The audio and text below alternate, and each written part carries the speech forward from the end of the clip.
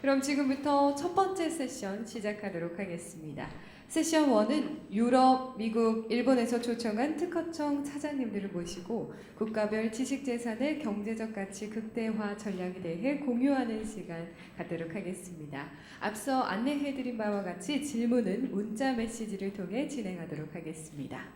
첫 번째 발표는 유럽특허청 라이문트 루츠 차장님, 두 번째 발표는 미국 특허상표청의 러셀 실라이퍼 차장님, 마지막 발표는 일본 특허청의 키아라 요시타케 차장님께서 맡아주시겠습니다. 그럼 먼저 유럽특허청의 라이문트 루츠 차장님을 단상 위로 모시겠습니다. 큰 박수로 맞아주시면 감사하겠습니다.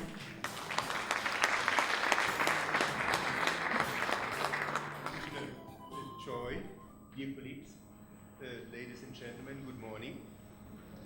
It is an honor and a pleasure for me to be here today in Seoul to speak at the IP International Conference 2015. I would like to express my thanks and appreciation to the KAIPO for hosting this conference and to the Korean Institute of Intellectual Property for organizing it. I would also like to use this opportunity to congratulate Commissioner Choi on his appointment as head of the Korean Intellectual Property Office. Relations between the European Patent Office and the Korean IPO have been long-standing and fruitful and form an important pillar of the cooperation between the world's 5 largest offices, the so-called IP5. I'm confident that the well-proven cooperation between our two offices will continue to blossom in the years to come. Our first joint activity will be the IP5 Heads of Office meeting, which will take place in Suzhou, China, this week, right after this conference. Ladies and gentlemen, I have been asked to share a few thoughts with you on strategies to maximize the economic value of intellectual property. As a representative from a patent office, I will focus and limit my contribution on measures and elements which can be influenced by a patent office and especially by the European Patent Office.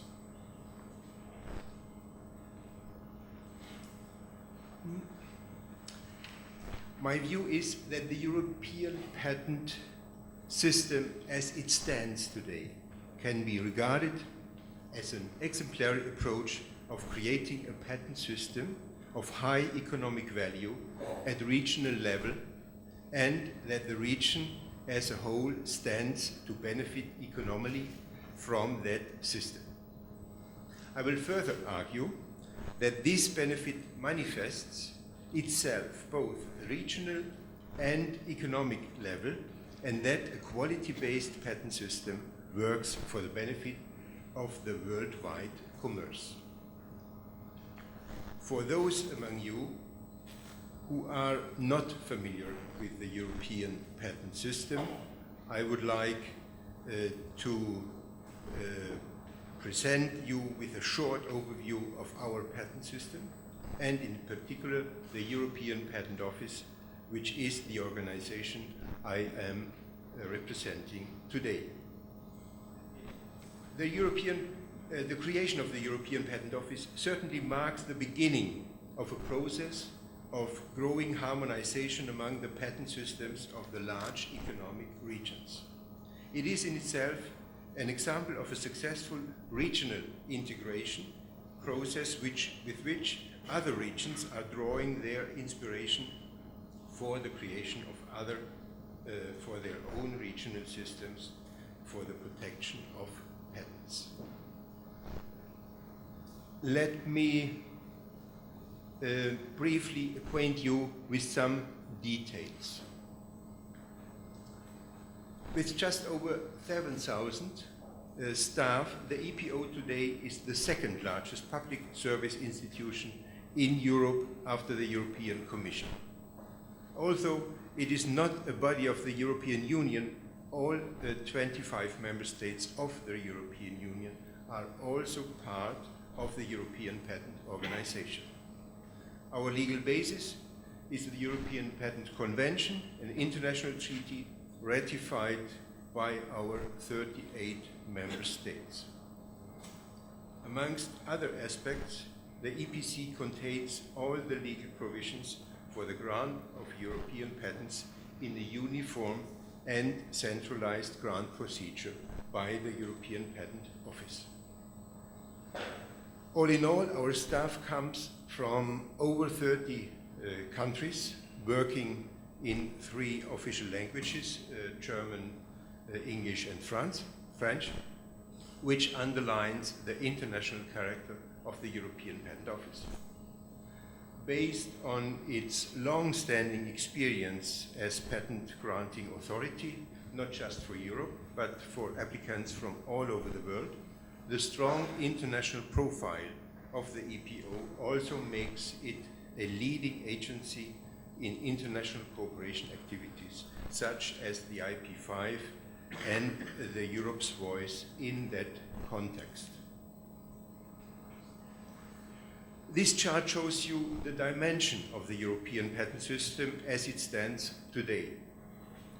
The EPO grants patents that are valid in up to 41 countries, depending on the choice of the patent applicant.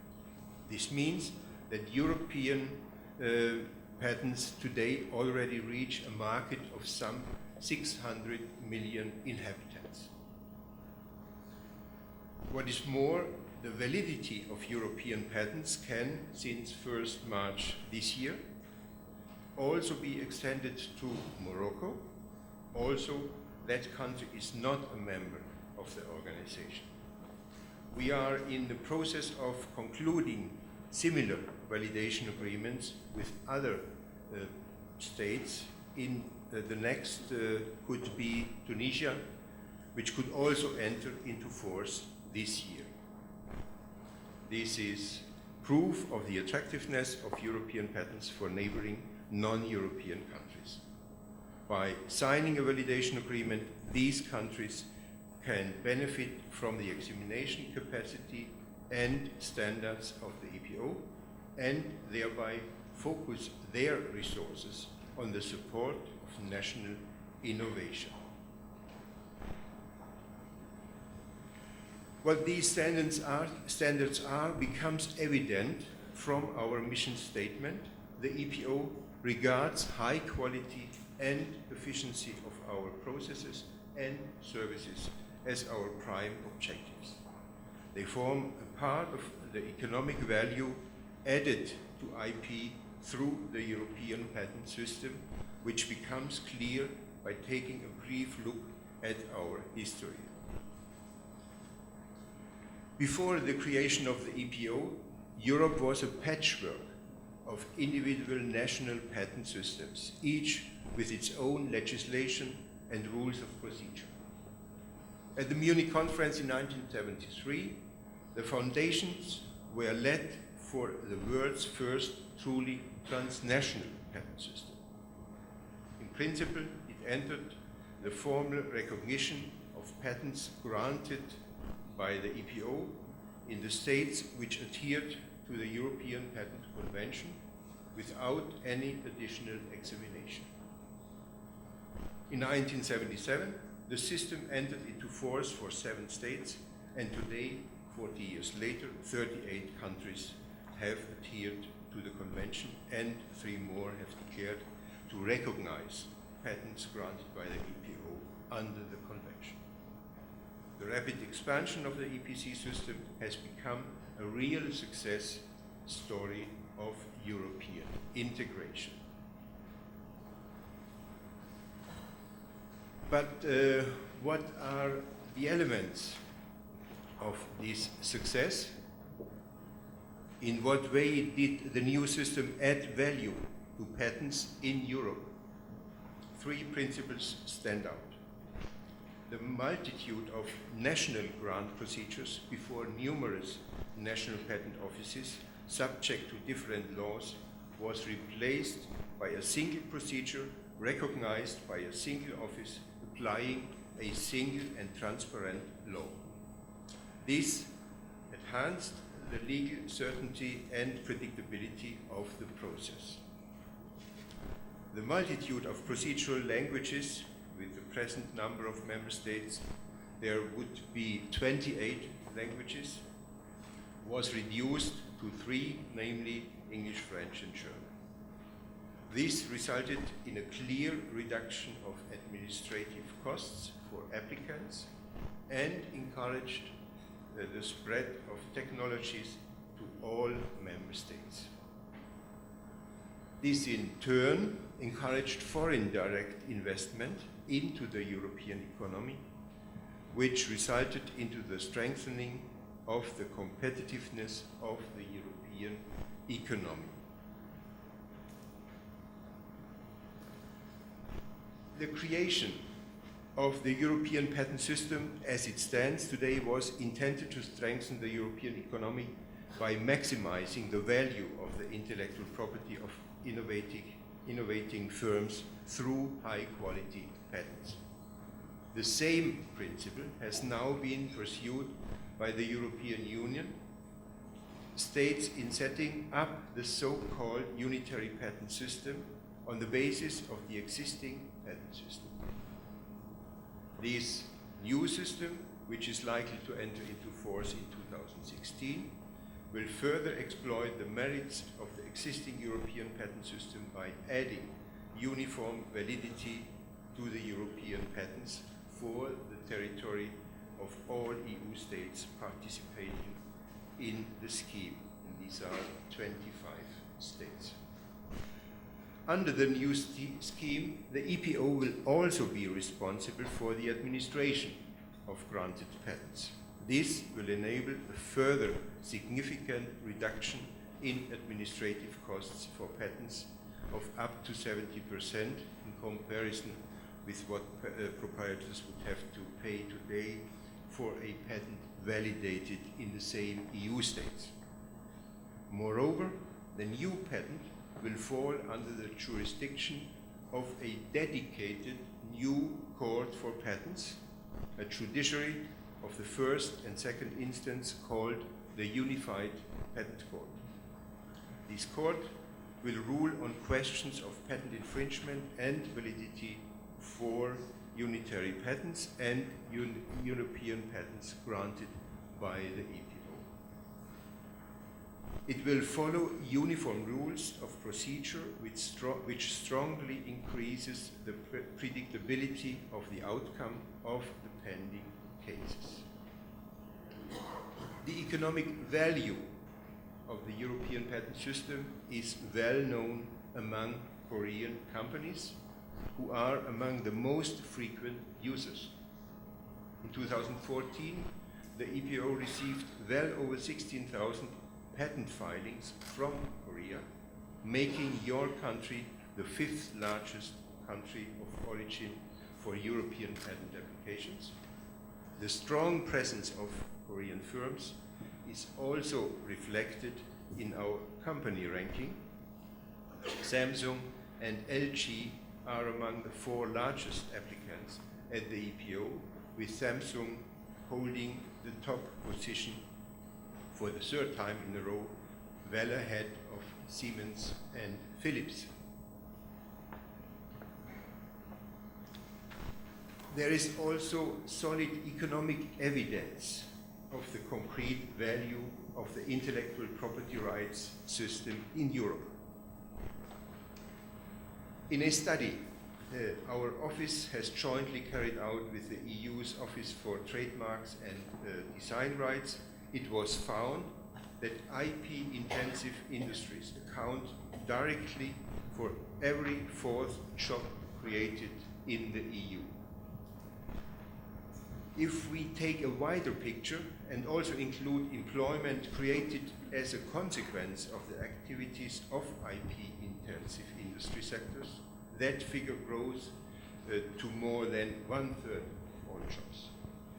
Moreover, they are responsible for 14% of the GDP in the European Union, and nearly all of the EU's trade with other economic regions is based on their products and services. Without a strong and reliable system for the protection of intellectual property, Europe's economy would not be as performant as it is today. In terms of patents, it is worth mentioning that about 50% of the patent applications filed with the EPO originate in non-European states, in particular from the IP5 regions. Europeans, on the other hand, are very active in filing for patent protection at the other IP5 offices, which is further proof of the strong role of the IP system plays for the European knowledge economy. I have argued that the creation of the European patent system has been instrumental in maximizing the value of IP.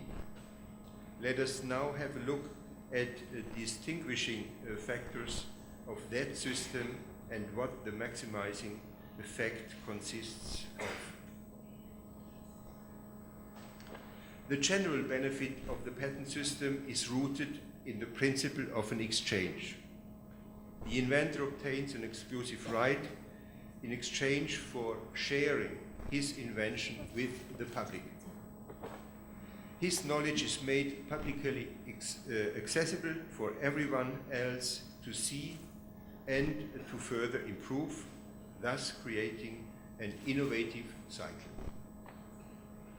The beneficial effect of the patent, therefore, lies in its capacity to create economic value by serving the needs both of industry and the public, as you can see from my next slide.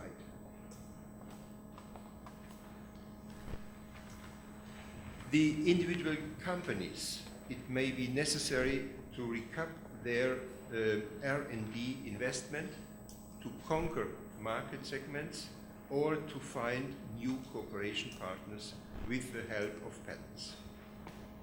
The public will mostly benefit from the technical and business information it can derive from patents. These are exactly the assets the EPO is seeking to maximize with its dedicated quality and efficiency policy approach I have outlined in my next slide. Systematic use of patents becomes an ever greater imperative for innovating businesses in the global economy. It is the firm conviction of the EPO that quality needs to be the distinguishing element in patents to retain their value for the economy and for innovation. Legal certainty of the granted patent is the most distinctive quality feature. A good patent is that one I can enforce, is the most frequently heard definition related to the quality of patents and the prime objective of our work. We therefore seek to establish legal certainty on the patentability of inventions by publishing search reports and first opinions of patentability from the patent examiner very early in the process, which means around 6 months from filing the application with the EPO. This allows applicants to take timely decisions whether or not to continue their procedure at the EPO. Secondly, we have broadened our approach to disseminating patent information by offering a free service for the authentic translation of patents on our website. Today, this tool, Patent Translate, covers 32 languages, namely the 28 European languages of our member states, as well as Korean, Chinese, Japanese, and Russian. The fact that we have been able to include Korean in our tool and make Korean patents accessible to the public around the globe is further proof of the excellent cooperation between the European Patent Office and the KAIPO.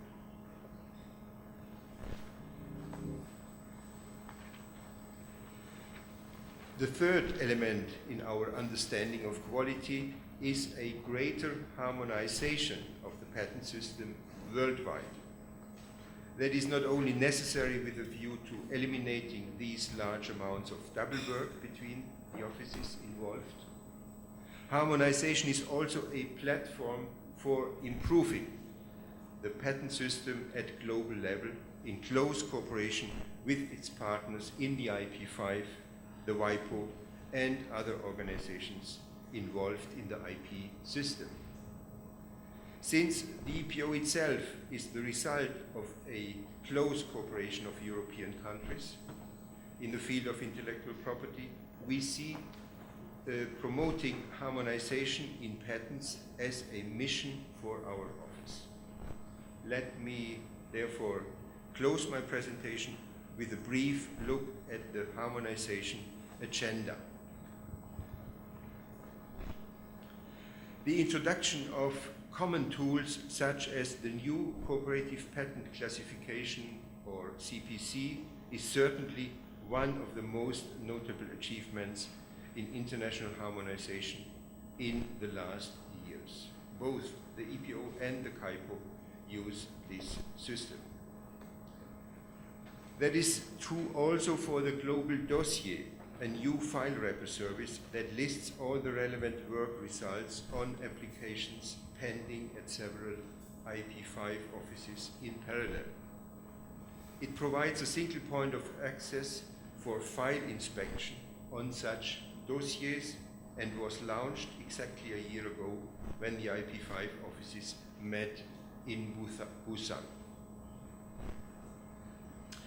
Finally, transforming patent information and translation tools into a global resource for innovators from all regions is an important step towards improving the pertinence of patent filings. Patent Translate today has become an important tool for accessing technical knowledge in almost all the languages of industrialized economies. Here too, as I already mentioned, the cooperation between the EPO and the KAIPO has been exemplary and has created access to a wealth of information for engineers and innovators in both regions. It is certainly a service with high relevance for industries and the public alike. Let me conclude. I have tried to show how the introduction of the modern European patent system has helped to maximize the value of IP rights in Europe and in what way this process also benefits the global innovation system. It is particularly through extensive cooperation schemes, such as the IP5, that the value of this system becomes visible. This also underlines the growing interdependence of the large regional patent systems. In this context, our quality approach is of central importance as it creates the basis to secure the maximum value of IP. Efficiently singling out the good innovations from the undeserving ones will be the decisive task in that respect. Thank you very much.